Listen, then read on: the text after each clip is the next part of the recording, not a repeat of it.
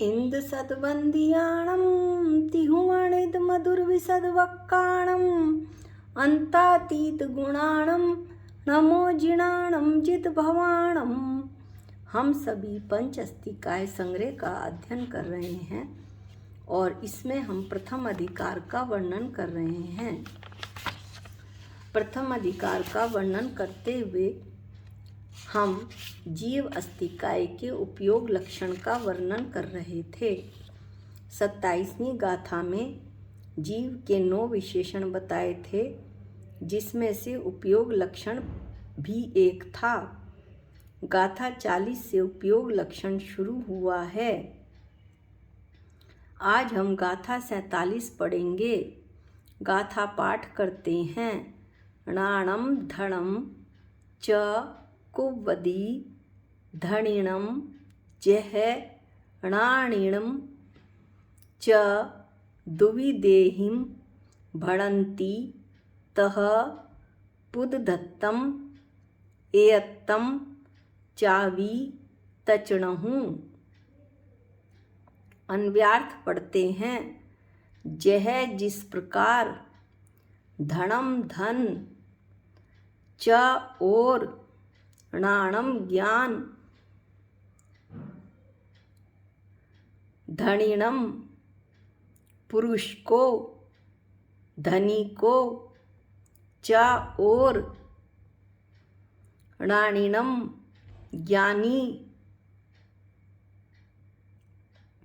कुवदी करते हैं, दुविदेहिम भणति ऐसा 2 प्रकार से कहा जाता है।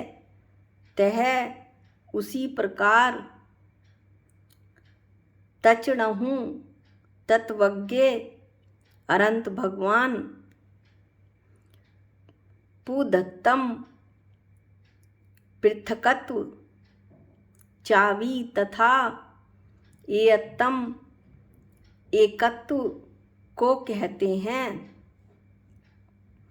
क्या कहना चाहते हैं कुंद स्वामी कि धन और ज्ञान से पुरुष, धन से पुरुष धनी और ज्ञान से ज्ञान पुरुष को ज्ञानी करता है, ऐसा 2 प्रकार से कहा जाता है।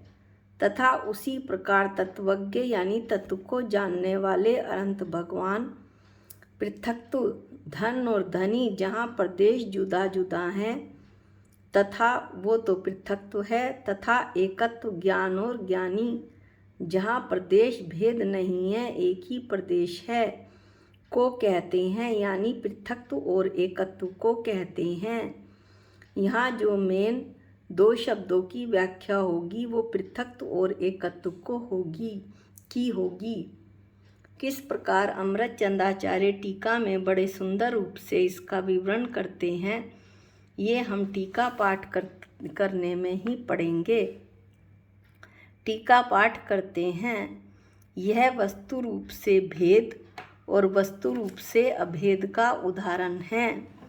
क्या कहना चाहते हैं आचार्य कि जिस प्रकार भिन्न अस्तित्व से रचित, भिन्न संस्थान वाला, भिन्न संख्या वाला, भिन्न विषय में स्थित भिन्न विषय में स्थित ऐसा धन, भिन्न अस्तित्व से रचित, भिन्न संस्थान वाले, भिन्न संख्या वाले और भिन्न विषय में स्थित ऐसे पुरुष को धनी ऐसा व्यपदेश पृथक्त्व प्रकार से करता है। क्या मतलब हुआ इसका? भिन्न अस्तित्व से रचित यानी कि धन और धनी का अस्तित्व भिन्न भिन्न है।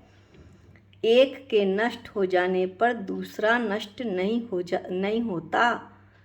धन के जाने पर मेरा दुखी होने का क्या काम, क्योंकि धन मैं नहीं हूँ, मैं तो चेतन भगवान आत्मा हूँ। इसी तरह से अब भिन्न संस्थान वाला लेते हैं। धन व धनी का आकार अलग अलग है।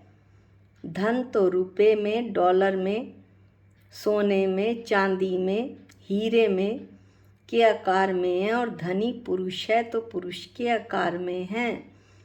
धन के प्रदेश अलग, धनी के प्रदेश अलग। भिन्न संख्या वाला मेरी संख्या एक है, और धन की संख्या लाखों करोड़ों अरबों में है। चौथा है भिन्न विषय आधार। किस आधार से है? धन तिजोरी के आधार से है, और धनी घर के आधार से है। धन तिजोरी में रहता है और धनी घर में रहता है। जैसे धन जेब में रहता है, तो क्या मैं भी जेब में हूँ? नहीं, मैं भी यानी धनी भी जेब में है नहीं, मेरा अपना आकार है। इसलिए आचार्य ने कहा कि भिन्न अस्तित्व, भिन्न संस्थान, भिन्न संख्या और भिन्न विषय में स्थित ऐसा धन, भिन्न अस्तित्व से रचित, भिन्न संस्थान वाले, भिन्न संख्या वाले और भिन्न विषय में स्थित ऐसे पुरुष को जो धनी कहा गया है, वो कथन पृथक्त्व की अपेक्षा से किया गया है, यानी दोनों के प्रदेश अलग अलग हैं। किसके? धन व धनी के। इसी प्रकार अब एकत्व को समझते हैं। जिस प्रकार अभिन्न अस्तित्व से रचित, अभिन्न संस्थान वाला, अभिन्न संख्या वाला, अभिन्न विषय में स्थित ऐसा ज्ञान, अभिन्न अस्तित्व से रचित, अभिन्न संस्थान वाले, अभिन्न संख्या वाले और अभिन्न विषय में स्थित ऐसे पुरुष को ज्ञानी ऐसा व्यपदेश एकत्व प्रकार से करता है। इसका थोड़ा सा विवरण लेते हैं। अभिन्न संस्थान, ज्ञान का आकार व आत्मा का आकार दोनों ही असंख्यात प्रदेशी हैं, पर ये असंख्यात प्रदेशी अभिन्न हैं, अभेद हैं। इनमें एकत्व है। किसमें? ज्ञान व आत्मा में। आत्मा कहो, ज्ञानी कहो। हमने पहले अभिन्न संस्थान ले लिया, संस्थान यानी आकार, इसके बाद अभिन्न अस्तित्व ले लेंगे। तो इनके जो संख्यात प्रदेशी हैं, ये वो अभेद हैं, एकत्व है।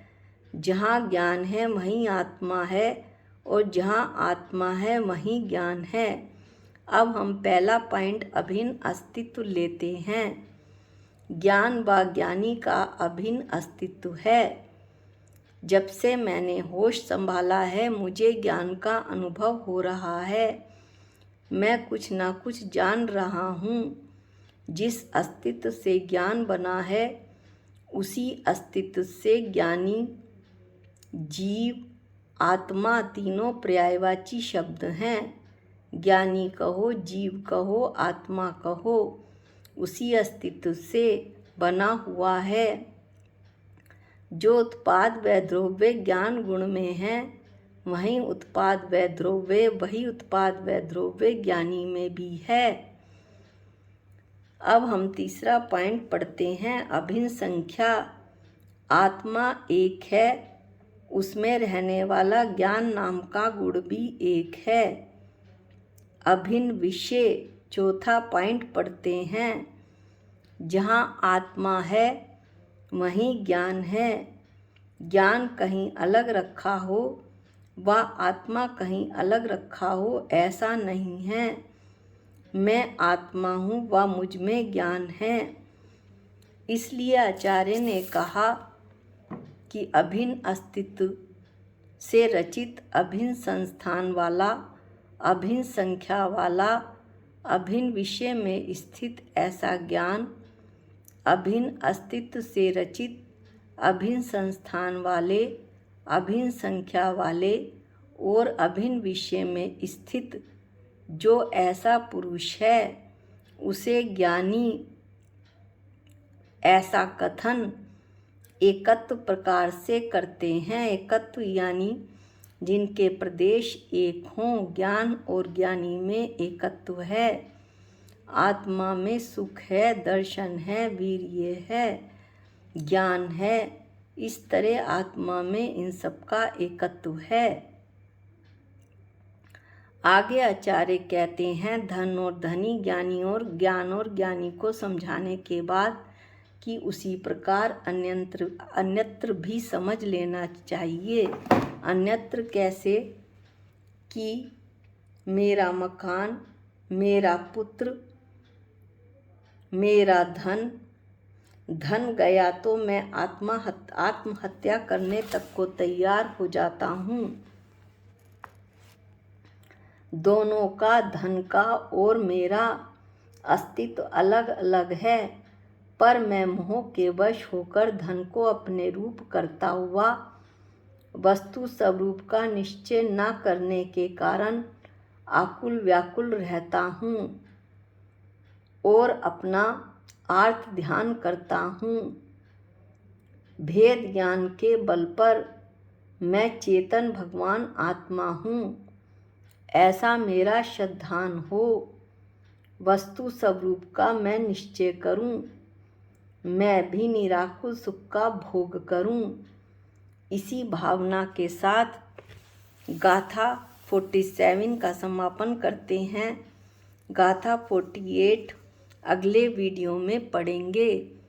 निज निधि निज में बताई, ये अनंत उपकार है, इसके लिए जिन वाणी माँ को वंदनानंत बार है, वंदनानंत बार है। सबको जय जिनेंद्र।